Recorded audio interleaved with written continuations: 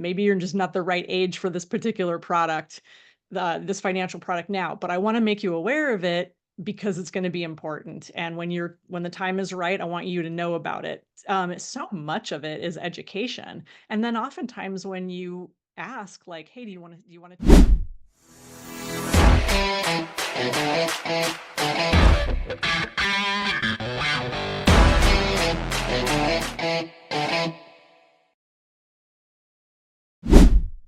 Hello, Empower Nation. Welcome to Empower Her Money podcast. I'm your host, Angela Duncan. Today's episode, I get to interview Andrea Waltz. She is the co author of the best selling book, Go for No. We're going to talk about what that means. We're going to talk about the fear of rejection, some techniques for you to get over that, how you can take the free quiz from their website, and so much more.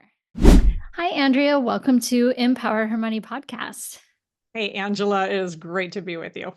Yes, amazing. So before we dive into what you're working on and what you teach today, I would love for you to kind of back up a little bit and talk about your story, your journey, and how you got to Go for No. Gotcha. So, yeah, it is really weird that I wake up every day figuring out ways to teach people how to hear no more often. It's like the craziest job description in the world. Did not start out off that way at all. I actually got a Bachelor of Science in criminal justice. Mm. I wanted to be a crime scene investigator before it was a popular TV show. And, unfortunately, they said that I didn't really have the science, like, I didn't have much of a science background. I kinda did the non-science-y degree, and so that was an issue, and number 2 was the only thing available was an unpaid internship, and I was really tired of being a broke, starving college student. So I was working at LensCrafters at the time, and I worked my way up, into a position of general manager. I was like the youngest general manager in the company's history, running a very successful store, $3 million a year. And that's where I met my husband and business partner, Richard. He taught me this philosophy called Go for No, which I know we're going to dig into. And we decided to launch our own company. We decided to launch our own business, which is something that people do now. Like, it's just the easiest thing in the world now with tools and technology. Back then, it was like a crazy decision. We quit our jobs, launched our company, and I've been an entrepreneur now for like 25 years. And a couple corporate stints when things were tough, here and there. But yeah, and I love it. Teaching people how to overcome their fear of the word no in the corporate world. Yeah, I love that story. Even us, starting this podcast and this interview, when I'm thinking about Go for No, I still have like a physical, psychology that comes over when I think about going for the word no. So I know that this is something that I still struggle with. So let's dive into first kind of how you guys, learned about this theory and then how you're teaching other people. And then, of course, I would love to talk about the book as well. Sure, sure. Well, so it's actually kind of the origin story, I guess you'd say, came from Richard, who worked in the clothing business. He learned from his mentor this whole idea of Go for No, and he learned it while selling suits for a living. And he actually helped this customer, and this is kind of the cornerstone story in our book, Go for No. But this customer came in, announced he wanted to buy an entire wardrobe of clothing. Richard has this great sale, which was like $1,100, which today, if you convert it to today's money with inflation, it's probably like 5,000, I'm guessing. So he has this great sale and is thinking he's going to get rewarded, but instead his mentor asks him, "What did that customer say no to?" To which Richard has to admit that that customer didn't say no to anything, that everything he laid in front of that man during the sale, that man said yes to and purchased. And then his mentor Harold said, "Well, then if he never said no to anything, then how did you know he was done?" And Mm. Richard didn't know that that customer was done. He was actually the one who ended the sale. He sold this man all the stuff that he thought the man would buy. He went up to the register, rang up the sale, and sent the guy out. And his mentor said, "I watched you sell. You're not half bad, but your fear of the word no is going to kill you. I think if you could just learn to get over that, you could be one of the great ones." So he tells me this story, Angela, and I had my own epiphany. I'm like, you know what? I actually thought I was a pretty good salesperson. Like, I actually thought I was really good. So, but I realized I would do things to kind of make sure that I didn't get rejected. Like, I would prejudge people, or if I had an opportunity to maybe ask for something else, I would hold back because I would think to myself, well, they're just going to say no to it. So why bring this up? Why ask? You're just going to look pushy, right? You're just going to look like you're being a sleazy salesperson. So I wouldn't do it, and that was a catalyst for me when I realized that I was a person and a salesperson in business and in life who just wanted people to like her, and I didn't wanna ever push the envelope, and I thought, "You know what? I need to change this." And so I did. I started to go for no in my life, and I started to go for no at work, and I noticed that it worked, like, and if I did it in the right way, it was always offering things that people needed, right? It's never about, like, just throwing things at people that they don't want or need, but I saw that if I just asked more and if I just offered more, that more was on the table for me. And so I used Go for No in our business too. I mean, I had to cold call companies like all day long, and I had to hear no, and I had to go through all of that rejection. So I know that Go for No works. And that's why it's such a passion of mine, because I think, like you said, you struggle with it. Everybody struggles with it. It's like a 1 in 1,000 person that I've met, and I've met a few people. A few people come out to me every now and then after we speak, and they'll say, like, I'm so glad you were here speaking to everybody.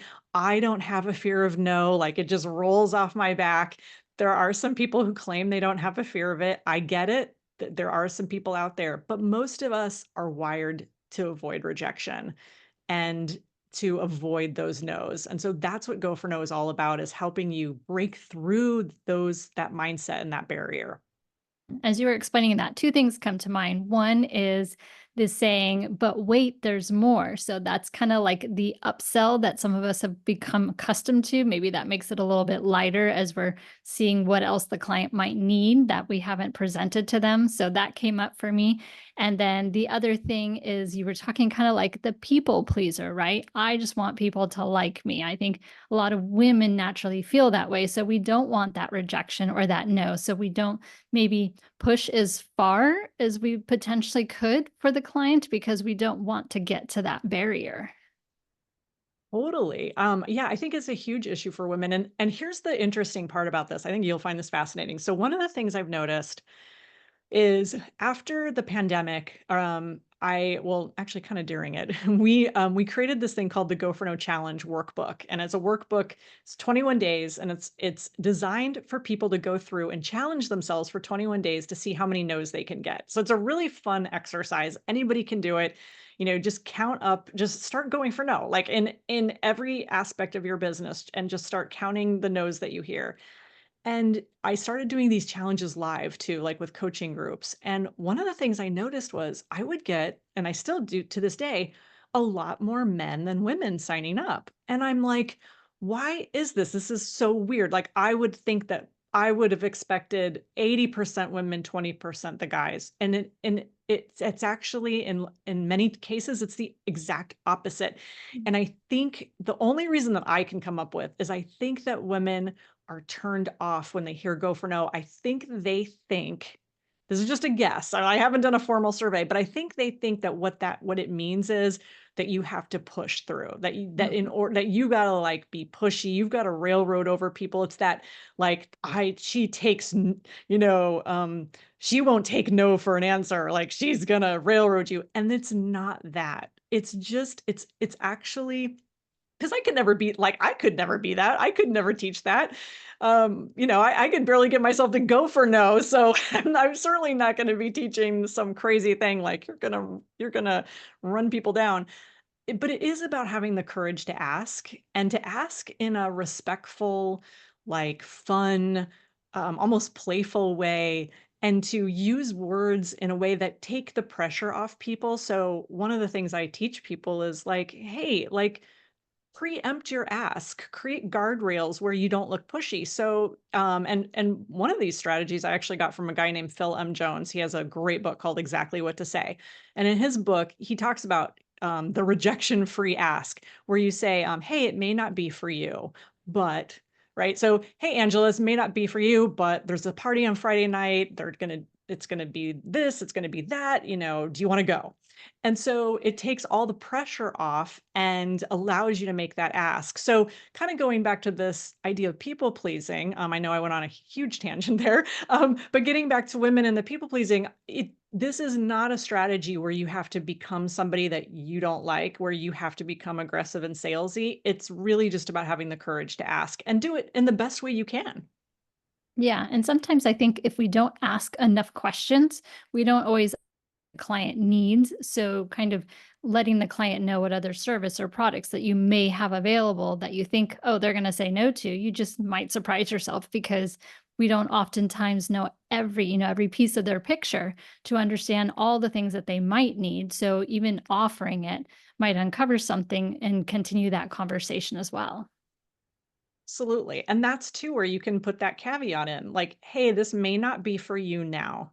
This may be something for the future. Maybe it's 10 years from now that you want to take a look at this. Maybe you're just not the right age for this particular product, this financial product now, but I want to make you aware of it because it's going to be important. And when the time is right, I want you to know about it. So much of it is education. And then oftentimes when you ask like, "Hey, do you want to take a look at it? Can I show this to you now?" People are like, "Well, yeah, I want to see it." So but you've got to be willing to ask. You've got to just step out of your comfort zone and be willing to take those chances. Yeah, absolutely. All right. So you touched a little bit on one of the techniques from what you teach in the book. Can you give us another maybe practical example?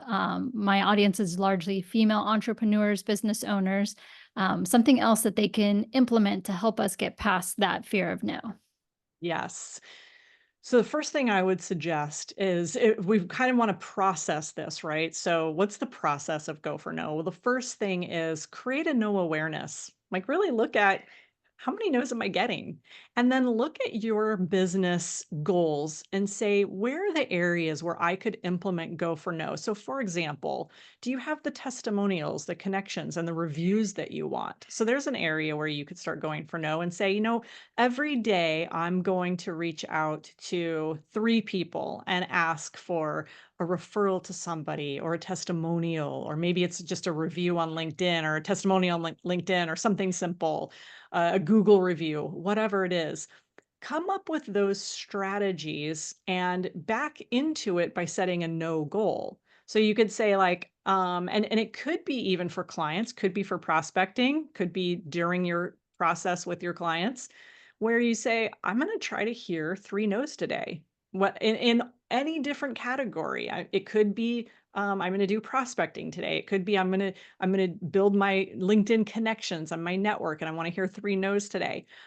But that strategy is really fun because what it does is sometimes the first thing it does is it gets us out of that go for yes mentality, which we all fall into the trap of, okay, I'm going to do this. And as soon as I get a yes, I'm going to be done and I'm going to move on to something else.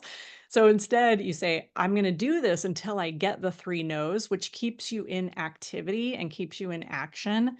And, I just did a challenge recently, and I actually had it's funny, as much as I complained that I didn't have women, I actually had a lot of women in this challenge, and, one woman, she said, "I realized how hard it was really to get no." Like, I went out there and I started asking people, for meetings. I started asking them, "Hey, would you write a review for me?" And she's like, "I'm surprised at how many people are saying yes to me. It's actually hard to get a no." So you don't have to make the goals outrageous, right? You don't have to go crazy. You don't have to like try to get 100 no's in a month or whatever, which is something Richard and I did when we launched our business. We were like, we want to get as many no's as possible so that we got more yeses, but have that no awareness and then look at your goals and say, how could I implement the strategy and where should I start trying to hear a few more no's? Love that. You mentioned earlier that you and your husband work together. I think, oftentimes as women that run our own businesses, sometimes working with our husband, there, could have some great advantages and some disadvantages. Can you give us some advice of things that have worked for you as you guys continue on your business journey together? Yes. Oh my gosh, I could write a book. We could have an entire show just on this, where I would complain about him. No, I'm just kidding. It can be really challenging, and part of the reason is that we're both pretty strong personalities and opinionated. So ultimately, you really have to have the same vision as your partner. Like where you have to sit down and figure out, okay, where are we going? But ultimately, what we learned was that uh, that just because like sometimes we'd write something or create something, and the other one would come in and look at it and want to change it, and we weren't necessarily making it better, we were making it different. And so the key thing is that different isn't necessarily better. Like it wasn't legitimately getting better, it was just different to our vision. So my biggest piece of advice is don't try to control everything. That was the thing that both of us, because we're strong personalities, we both wanted to control everything, and it was like he would have to read the letters that I was sending out to clients, and I would wanna see the marketing piece that he was creating, and it's just like, we don't have time for that. Eventually, you just have to let it go and say, "Okay, you do this. I trust that you're gonna implement our vision," which we're on the same path, and then if you read it later and you go like, "Okay, it's not necessarily how I would have approached it," Mhm. um, it's just a lot of it, it just doesn't matter. And so you've got to learn to fight the battles that really need to be fought for and not get down in the weeds over stuff that doesn't matter. Just let that go. Yes. On your website, Go for No, you have a quiz. I'm gonna jog your memory a little bit. Kind of how did you decide on the website, what can you give to people that are visiting your website and maybe for some business owners? Because obviously a lot of times we want to give, some value away from free in hopes that we can get some people to sign up and keep them in our world. But a quiz is very interesting to be able to put that on your website. You want to talk a little bit about the quiz? Yeah, we did the quiz from way back in our business.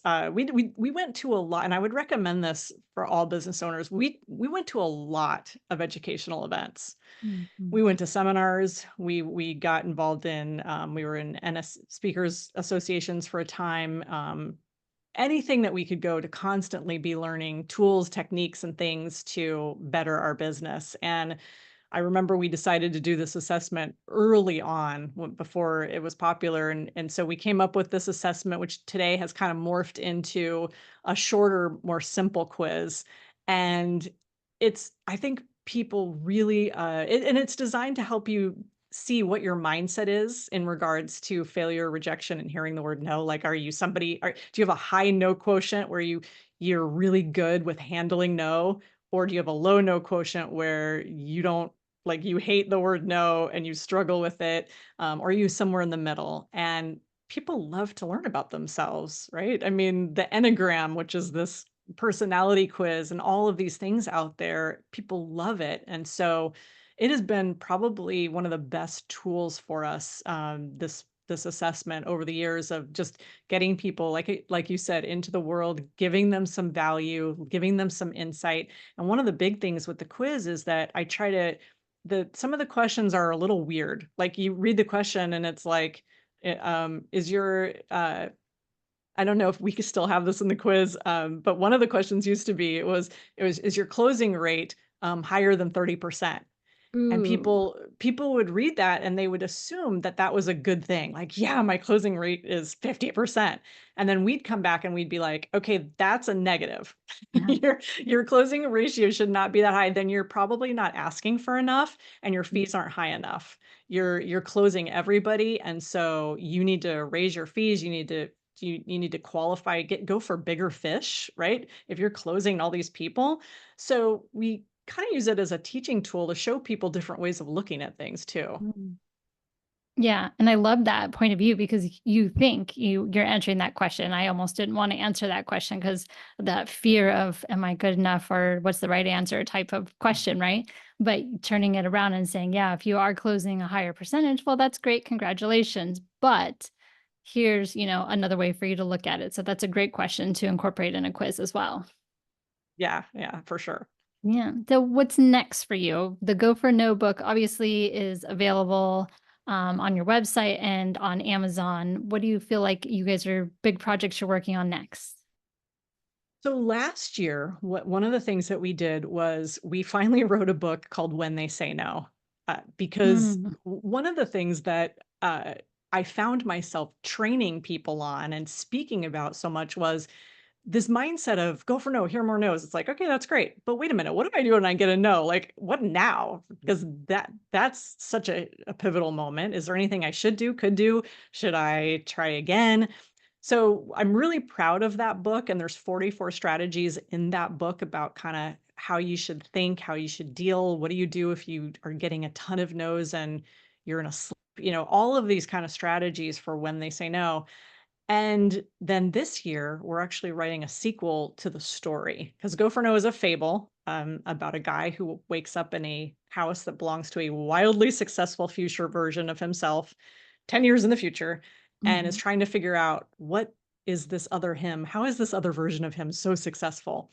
So we have this fable and then we thought, let's like it's been a long time. It's been like 25 years. So we said, what's happened since and now the star of our book is gonna be his daughter, because we also figured like, okay, enough with the guys or the lot like that book is the men are all the stars, right? So we decided let's have his daughter learn Go for No and have to apply it in a different way and not use kind of the old school Go for No techniques, but like let's go for no in the new millennium. So we're working on that. mm. Love that too. Awesome. Andrea, if our audience wants to get in touch with you more, learn more about what you're doing or the book, what's the best way for them to reach you? I encourage people to go to goforno.com, take the quiz, jump over to Amazon, get the book if they're a reader. It's on Audible too if you're a listener. Yeah, just start with that. Awesome. Thank you so much for your time today. Absolutely, my pleasure. Thank you for listening to Empower Her Money podcast. I am grateful for you. Please make sure to leave us a 5-star review, like this podcast, share it, subscribe, and let's keep teaching others how to take control and be empowered with their finances.